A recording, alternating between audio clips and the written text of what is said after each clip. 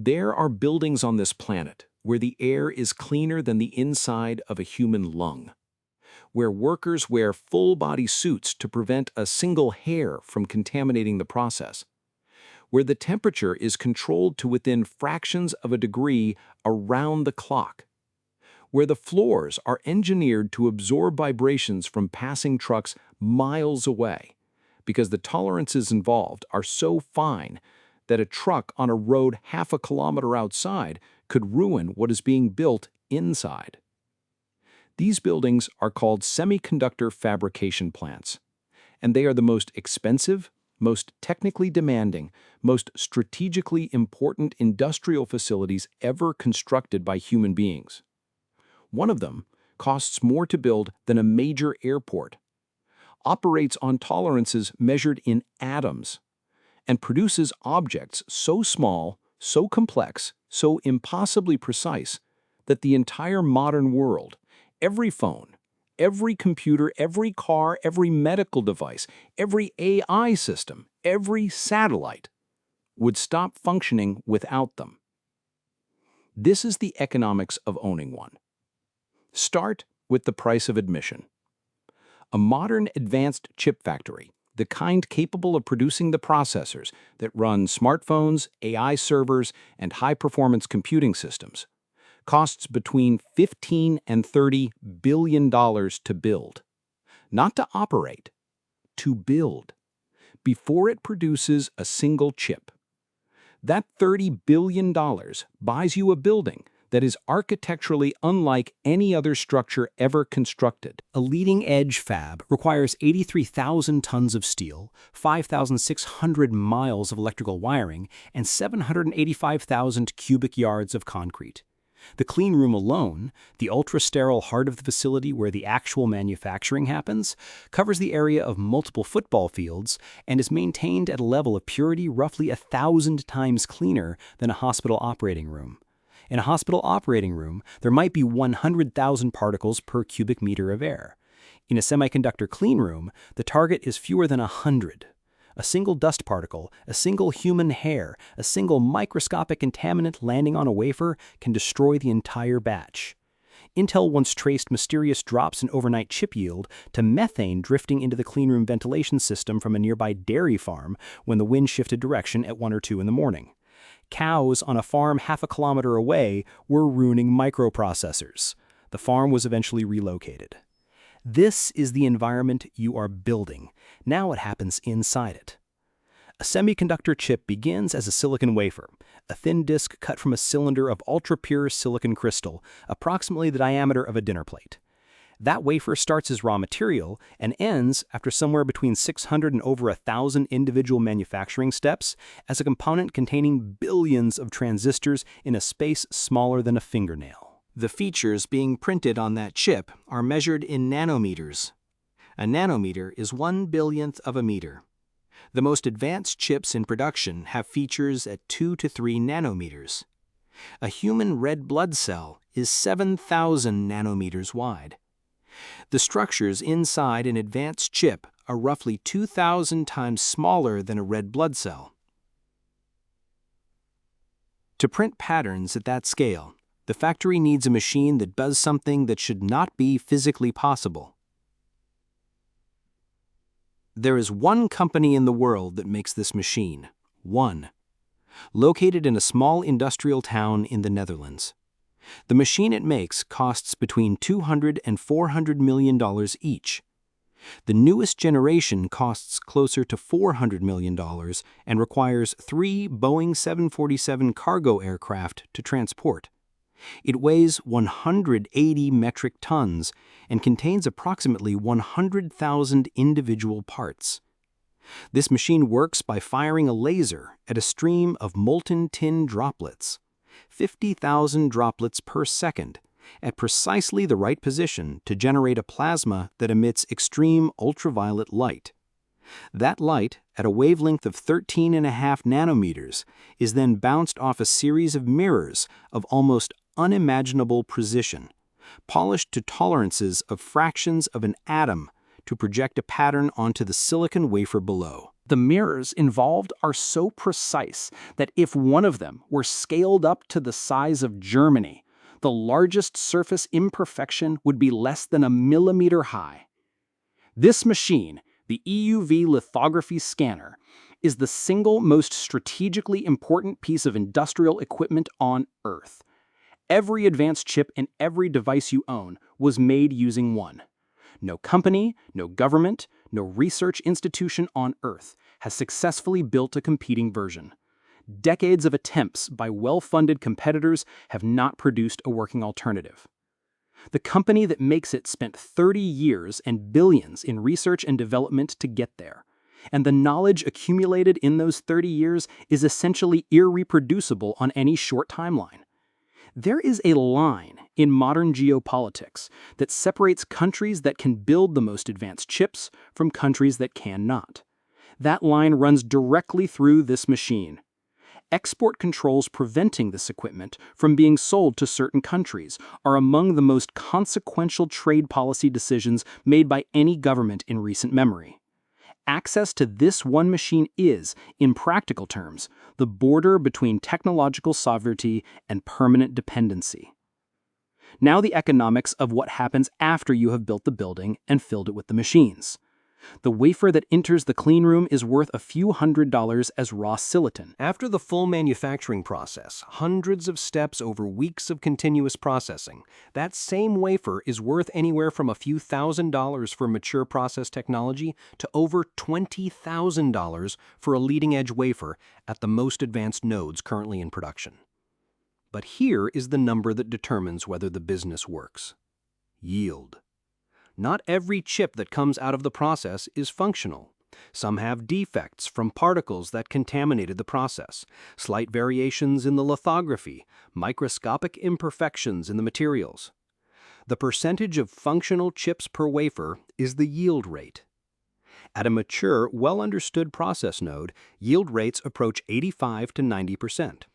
At a brand new cutting-edge process just entering production, yields start much lower and climb over months as engineers diagnose and solve thousands of specific failure modes. The economics hinge on this number in ways that make chip manufacturing feel more like farming than manufacturing. You plant the wafer, you run the process, you measure what came out usable.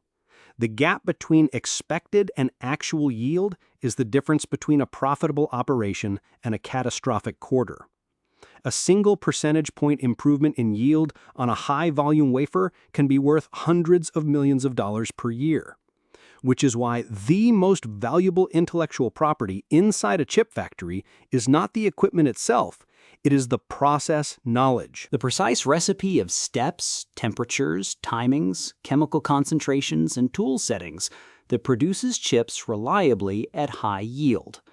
That knowledge took years to develop and cannot be purchased separately from the organization that developed it. This is why the barrier to entry in advanced chip manufacturing is not primarily financial. Yes, $30 billion is an extraordinary sum. But the deeper barrier is the accumulated operational knowledge required to run the process at competitive yield. You can buy the equipment, you cannot buy a decade of process development. Now, the structure of the industry that emerged from these barriers. Most companies that design chips do not own a factory. The intellectual overhead of designing a cutting-edge processor is enormous enough. The intellectual overhead of manufacturing one at world-class yield is a completely separate discipline that requires entirely different expertise. Most chip designers concluded, at some point in the industry's history, that trying to do both was a way to do both poorly. So the industry split. Companies that design chips, companies that manufacture chips for others. The first group is called fabless. They have no factory. The second group is called foundries. One designs, the other builds. The designer pays the foundry per wafer. The foundry runs the process. This separation created a business model where the foundry's entire value proposition is manufacturing excellence, the ability to produce someone else's design at the highest possible yield, at the smallest possible feature size, reliably at scale. The foundry does not have to worry about whether the chip will sell. It charges per wafer, regardless of whether the end product succeeds in the market. This is a remarkable position to occupy. The foundry that can produce the most advanced chips in the world at the best yield charges every ambitious chip designer on Earth for access to that capability. The chip inside every advanced AI server, every flagship smartphone, every data center processor flows through a manufacturing process that a small number of facilities control. The concentration of this capability in geographic terms is among the most remarkable economic facts of the modern era. A single island, roughly the size of a small European country, manufactures more than 90% of the world's most advanced semiconductors. Not 70%, not 80%. Over 90% of the chips running the most demanding applications on Earth are produced within a short distance of each other on that island. The global economy has built a dependency on a geography that is simultaneously one of the most geopolitically contested regions on Earth. Every major power has acknowledged this publicly. Multiple governments are spending tens of billions of dollars in subsidies to encourage chip manufacturing on their own soil. The American government committed over $52 billion to domestic semiconductor manufacturing incentives. The European Union committed over 43 billion euros. Japan, India, South Korea, all running parallel programs. Governments are paying private companies to build semiconductor factories not because it makes economic sense in isolation. Building fabs in the United States or Europe costs twice as much and takes twice as long as building them in Taiwan, but because the alternative is unacceptable. A single geopolitical disruption in that concentrated geography could remove the supply of advanced chips from the global economy within months. And there is no industry, no military, no government, no modern infrastructure that functions without them. This has produced one of the most unusual investment dynamics in recent industrial history. Building a semiconductor factory has always been an expensive, long-cycled business with enormous operational risk. Now, it is also a business where governments are writing large checks to attract the facilities to their territory. The economic calculation of owning a fab now includes not just commercial returns, but national security subsidies from multiple governments simultaneously bidding for the same investment. Now the moment that changed the demand picture entirely. For most of the history of semiconductors, the primary customers were consumer electronics, the phones, laptops, and televisions that drove annual volume cycles. The industry planned around consumer upgrade cycles. It built capacity to meet predictable seasonal demand. Then, artificial intelligence arrived at scale. Training a large AI model requires a cluster of specialized chips running continuously for weeks or months. Deploying that model for inference requires those same chips running continuously forever. The companies building AI infrastructure announced capital expenditure plans measured in the hundreds of billions of dollars for a single year, not on top of existing chip demand, but as a new demand category that had not existed at meaningful scale 2 years earlier. The chip industry went from planning for consumer upgrade cycles to trying to supply a demand that compounds quarterly and has no obvious ceiling.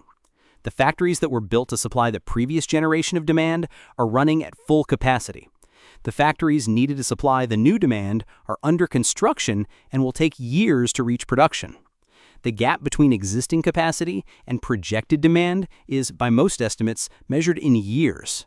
This is the market a semiconductor factory owner operates in right now. A business with $30 billion entry costs. Technological barriers that took decades to build. A single machine for which no substitute exists anywhere on Earth. Yield economics that punish imprecision at scales measured in atoms. A geographic concentration that governments around the world are spending hundreds of billions to diversify. And a demand environment driven by artificial intelligence that is growing faster than capacity can be built. The economics of owning a semiconductor factory are not the economics of manufacturing. They are the economics of owning one of a very small number of things that the world cannot function without, and that almost nobody else is capable of producing. The building costs $30 billion. The knowledge inside it is worth more. And the machine that makes it possible is built by one company, in a small town in the Netherlands that almost nobody has heard of.